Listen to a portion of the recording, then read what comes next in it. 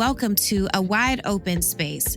Here, our focus is strengthening our faith, cultivating ourselves, and creating lives that we love. I'm your host, Reverend Dr. Nichelle Guidry Stewart. Well, hello, my beautiful sisters and friends. Welcome back to A Wide Open Space and welcome to 2026. I am your host, the Reverend Dr. Nichelle Guidry Stewart. And once again, I am so grateful that you have chosen to spend some time out here in this wide open space that is a decidedly womanist space that sits in the intersection of faith and personal development and where Black women are unapologetically centered. Once again, y'all, thank you and Happy New Year. I want to share with you just deep gratitude before I launch into today's content, because I did have a chance to review the 2025 podcast stats for A Wide Open Space, and y'all, we did it. Okay, this show launched on Thanksgiving weekend 2025, and so we've been at it just a little bit over a month and a half now.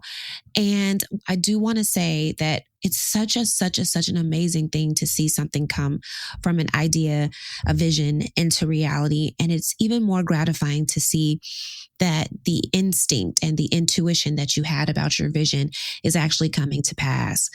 I've heard from several of you who listen to this show about the impact that it's making. And so to see my 2025 podcast stats, to see the numbers and to kind of see the story that the numbers tell was so deeply gratifying.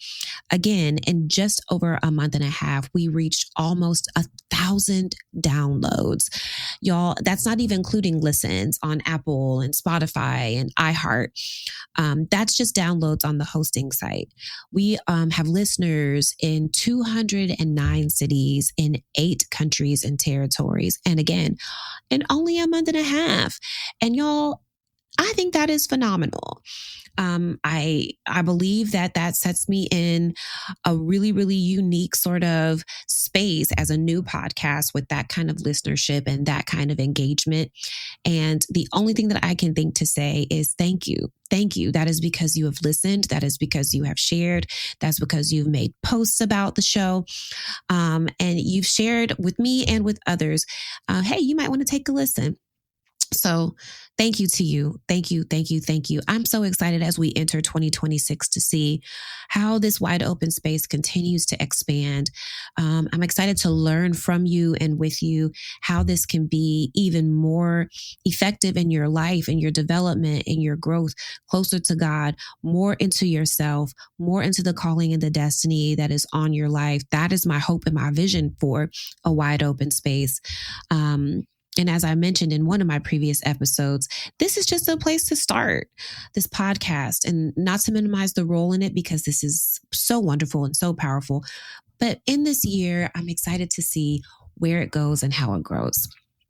So that's a part of today's conversation, just having a vision for this year.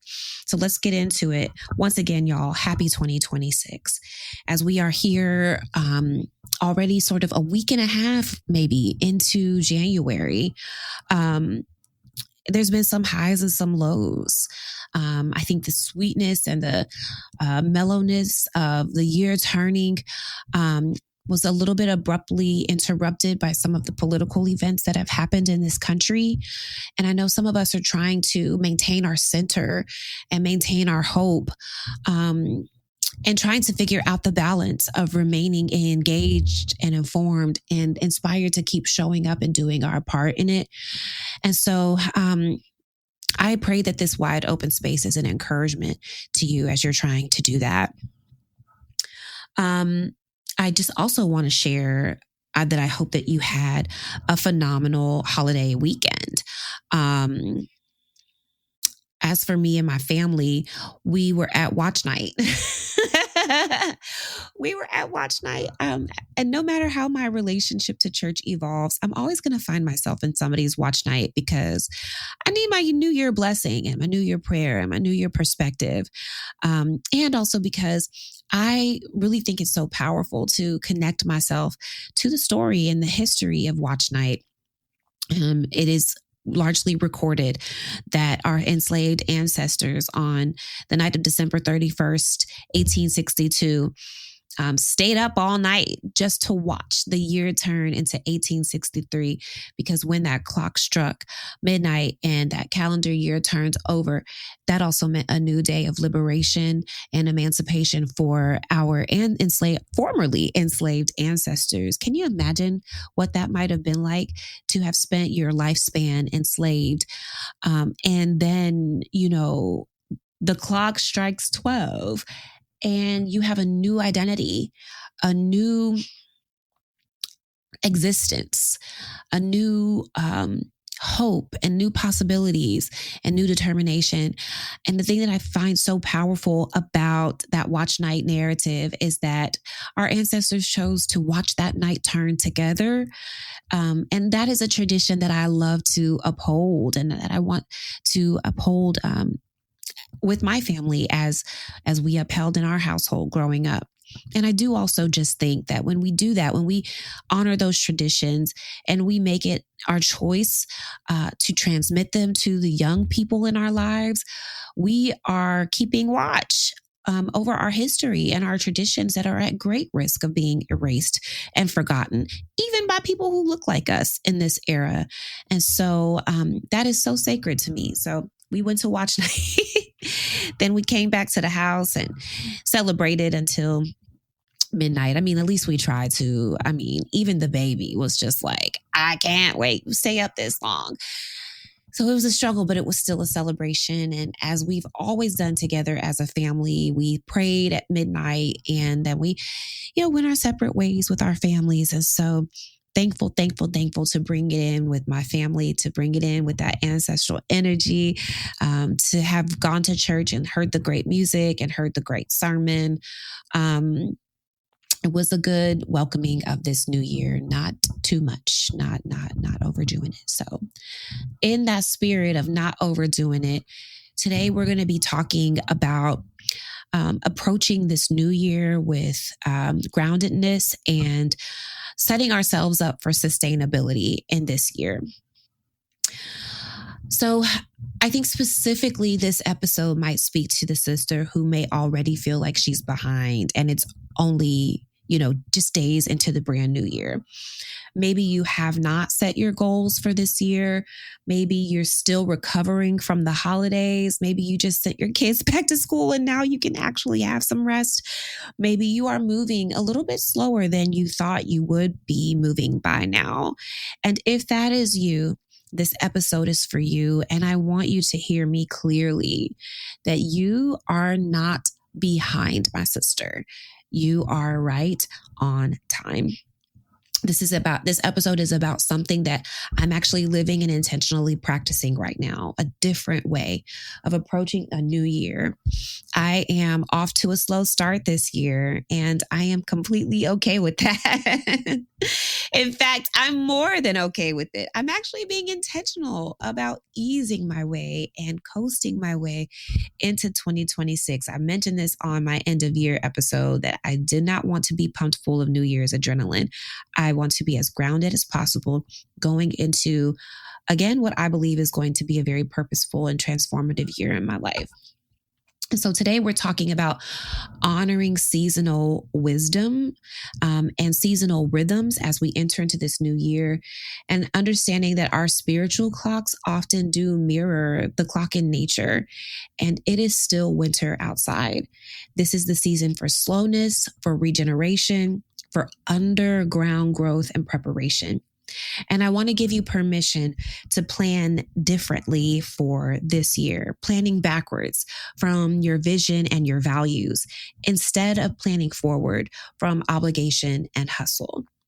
Planning in quarterly and maybe even monthly cycles instead of overwhelming annual goals.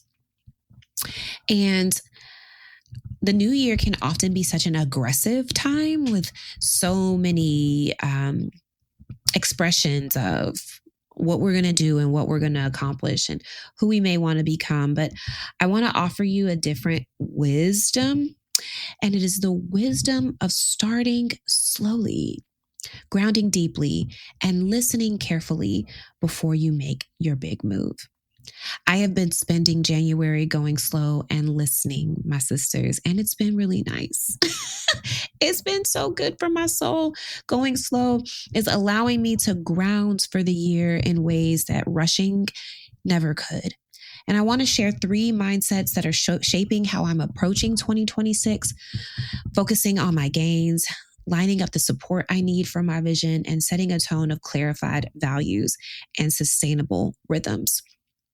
Before we get to that, let's go to the word, to our devotional for today, where I want to look at a very powerful woman that is probably going to revisit us in this wide open space on many occasions because she's such a luminary in the scriptures for me. And that is Deborah in Judges chapter 4. We're going to verses 4 and 5. And there we read, at the time, Deborah, a prophet, wife of Lapidoth, was judging Israel. She used to sit under the palm of Deborah between Ramah and Bethel in the hill country of Ephraim. And the Israelites came up to her for judgment. Love, love, love this image. Love, love, love this woman. There's a lot packed about her in these very short verses.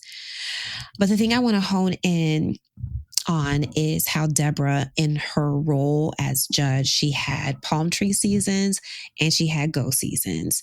She knew when to lead from stillness and when to lead from action. And today I want to focus on where we find her in this particular moment in verse 5, under her palm tree. In her position as a judge, Deborah had a few hats to wear. Arbitrating disputes and commanding the military were among her top responsibilities.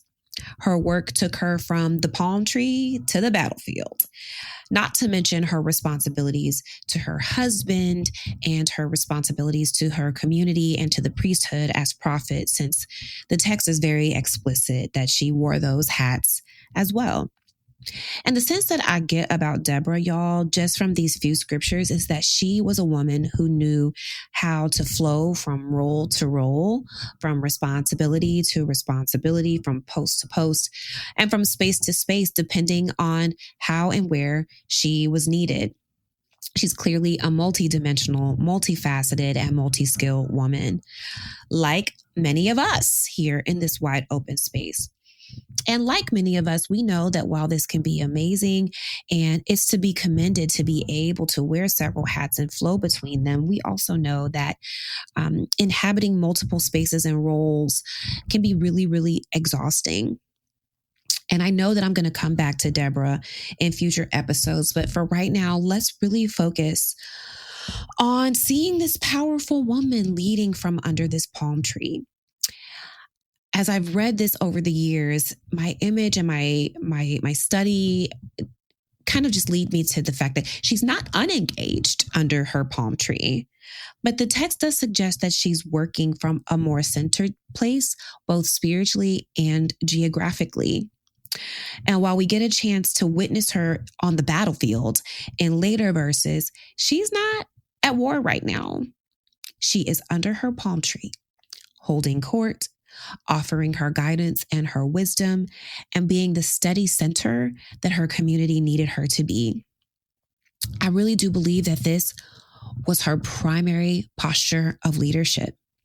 She did not stay on the battlefield year-round. In fact, I believe when the battle was over, after she went home and refreshed, she resumed leading and serving from under this palm tree. She knew that sustainable leadership and sustainable living requires seasons of being before, during, and after seasons of doing. And sisters, this is right where we are in January. We are under a palm tree. It might be warmer in some places than others, but this is exactly where we are supposed to be. Our spiritual clocks mirror the clock out in Mother Nature. And right now, it's winter. Trees are not producing fruit in winter. They are storing energy. They are strengthening their roots. They are preparing for spring. Seeds are not breaking through the surface of the ground right now. They are germinating beneath the surface. They are doing the invisible work that will eventually lead to visible growth. Nature does not rush through winter, trying to get to spring faster. Nature honors the rhythm of seasons, trusting that each season has its perfect purpose and has its time. So, in my spiritual time this month, I have been revisiting this classic, Listening for God, A Minister's Journey Through Silence and Doubt by the one and only Renita J. Weems. And in this week's time, the following passage came up, and I thought, how perfect is this? I want to share this on a wide open space. Dr. Weems writes,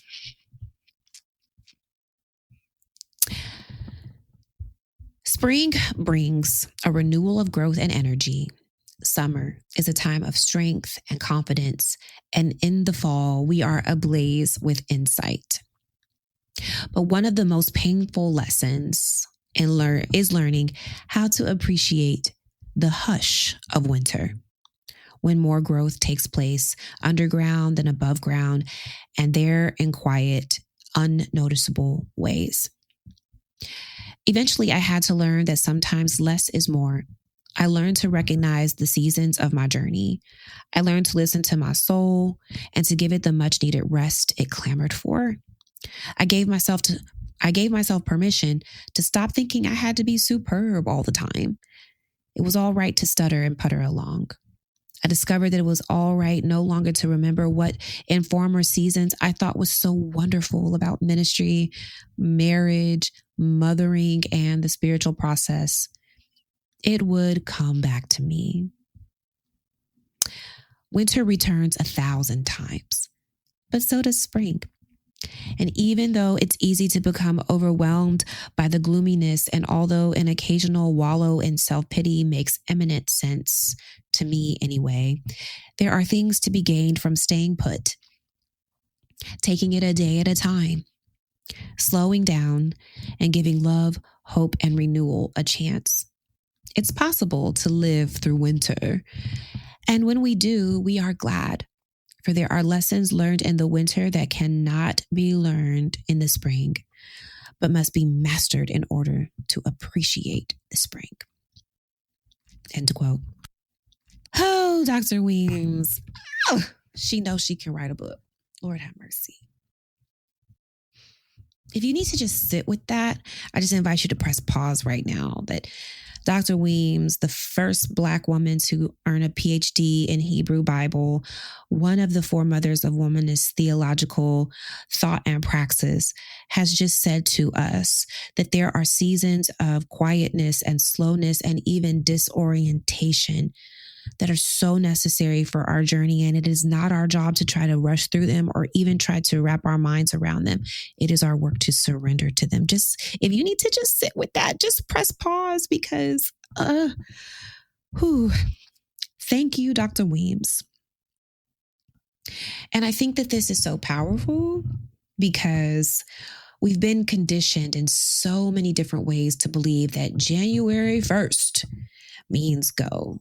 Hit the ground running, start strong, get your productivity up, know the direction you're going, launch all your goals on day one. But what if that's not wisdom? What if that's not even possible, because December is so packed full for so many of us? We don't really have that buffer time to determine which way we want to fling our arrows and our energy in January. What if that kind of pace and that expectation is actually working against the natural rhythm that God has built into creation. Ecclesiastes 3:1 reminds us that for everything there is a season and a time for every matter under heaven. There's a time to plant and a time to harvest, a time to tear down, a time to build, a time to be silent, a time to speak, a time to rest, and a time to work. You're going to hear me, refer to this scripture often too, because this is one of my go-tos when I'm trying to explain, like, there's a time and a place for everything. I think I actually used this scripture already, I think in the sacred self-management episode. But January is a palm tree season. It's a time to sit, to listen, to ground yourself, to clarify your vision before you start to move forward. It's a time to be like our Deborah, under her tree, present, contemplative, wise, and steady. And I'm going to share with you what I've already needed to share with myself this year. You are not behind because you have not launched everything yet. You are not failing because you're moving slowly. You are not lazy because you're still in listening mode. You are right on time. You're honoring the season that you are actually in instead of the season that you think you're supposed to be in. And so let's go ahead and shift to a little bit of a meditation here, where I do want to just kind of clarify that, again, Deborah is not unengaged under her palm tree. Her work just looks different and it's taking on a different pace. And so while you might feel like I don't have it yet in January, while I want to affirm, I do also want to encourage you to take advantage of this time and really do some inner work, underground work, if you will, to prep and prepare for the springtime that is surely coming. So I want to share 3 mindsets that are shaping my slow start and helping me to prep for sustainability this year. Mindset number 1, I am rooting myself in my gains, not in my gaps. I learned this from a man, Dan Sullivan, and Dr. Benjamin Hardy. Someone recommended this book to me last year called The Gap and the Gain, The High Achiever's Guide to Happiness, Confidence, and Success. And it's been really helpful to me to read it. And this idea of the gain has been really transformative. Most of us measure ourselves in our gap. That is the distance between where we are and where we want to be. And when we are focusing and measuring ourselves in our gap, we are constantly focused on what we haven't accomplished yet, what we haven't achieved yet, and how far we still have to go. And that gap can be overwhelming. It can be demoralizing, and it causes us to negate and even not see how far we've already come. And so what Dan Sullivan offers as an antidote is measuring backwards instead of measuring forward. What if we focused on our gains instead of our gaps? Gains, contrary to gains are what you've already accomplished, how far you've already come. Gains are the progress that you have already made in your journey. And when you begin to measure your gains, you remember this, and this is so important, that you are not starting from zero.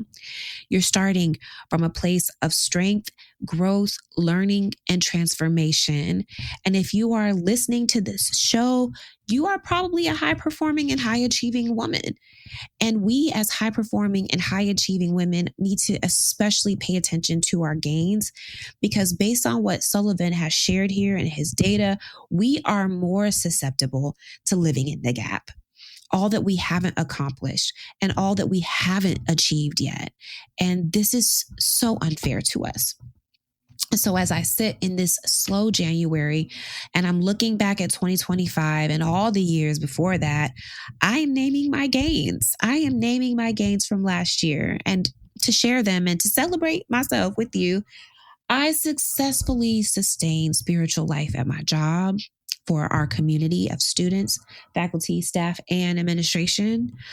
My husband and I navigated the journey into toddlerhood with our son, which included navigating a change of schools for him.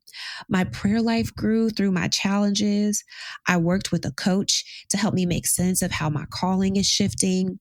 I started waking up at 3:45 to be at the gym by 4:30, 3 days a week.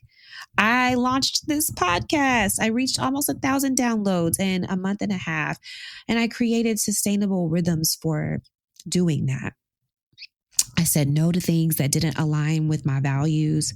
And I really started to get clear about the work that's mine to do and the work that I've been assuming that does not belong to me. And you know what? These are gains, sisters. And when I focus on what I've already accomplished instead of what I haven't done, I enter 2026 from a place of confidence instead of deficiency. I've even adopted Dan and Dr. Benjamin Hardy's practice of writing down my 3 wins every day so I can start rewiring my brain to default to my gains and not to my gaps. And when I write them down, I turn it into a little bit of a spiritual practice because I'm singing or I'm humming. I've come this far by faith, leaning on the Lord. And so while this might be some new language, as a Black woman of faith, this is certainly not a new concept. We are women of Sankofa. Memory is important, but I do think that it's important to write things down and create an archive. And it's really powerful to see how that changes how you see and approach things. So that is my recommendation. Before you start planning what's next, sis, I want you to celebrate what's already been. Name your gains, write them down, and testify to somebody. Text me, DM me, voice note me on IG. I want to hear how far you've come. Let's celebrate together. Honor how far you've come and how hard you have worked. And remember, you are not starting from scratch as you enter 2026. You are building on a foundation that you have built, and it is a foundation of growth. And you have already proven how amazing and how anointed you are. So I'm speaking to that anxiety of, I have to start all over again. No, you don't. You're starting from where you are and you're ready. Mindset number 2 is line up your support. So yes, I do have a very high level vision for 2026, and you probably do too. But here's what I am learning.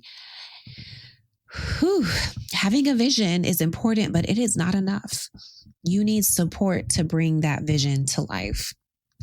This month, I am taking the time to identify what support I need, practically, emotionally, spiritually, relationally. What structures need to be in place?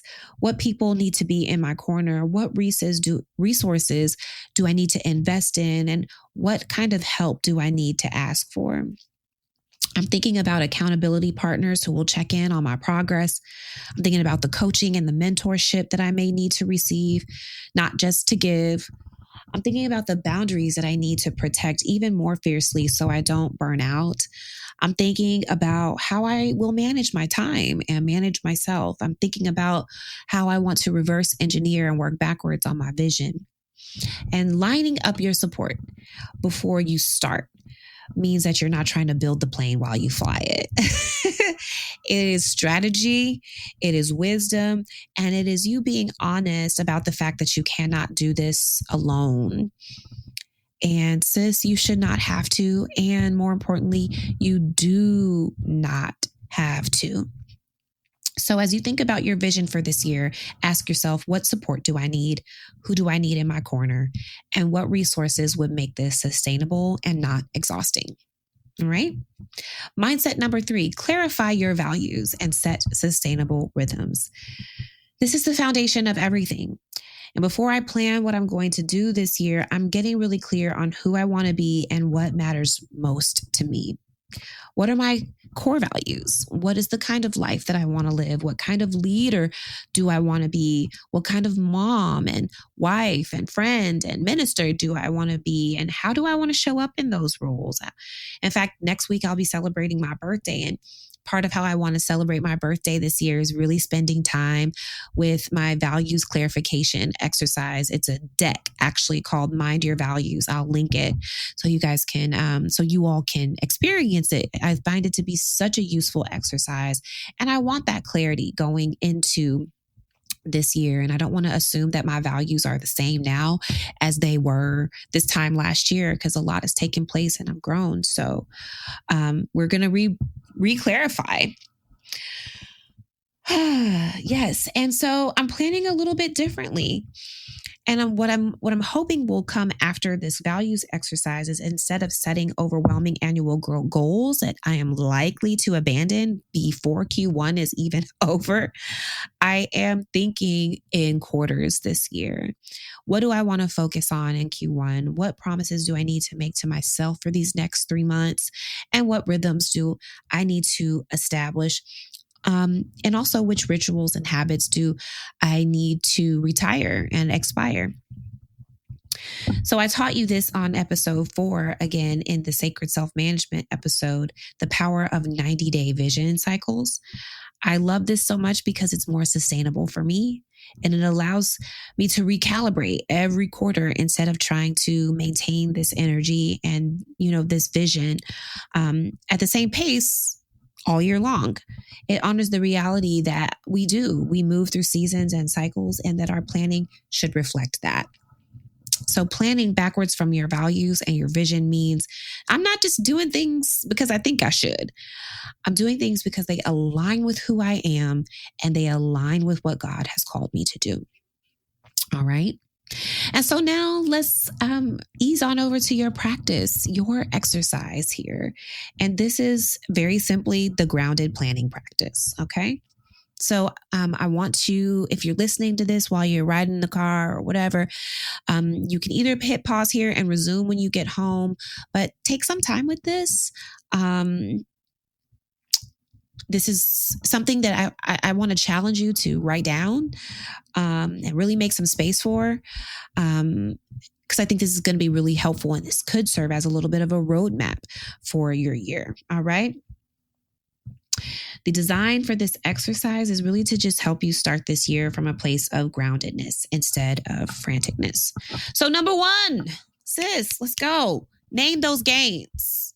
Before you plan what is next, celebrate how far you've come. Take 15 to 30 minutes to write down everything you accomplished, everything you learned, and yes, even everything you survived and grew through in 2025. Do not minimize your gains. Name them all, whether they're big or small. Name the gains and ask yourself, what did I accomplish that I'm proud of? What challenges did I navigate? What growth have I experienced? What skills have I developed? What relationships have I deepened?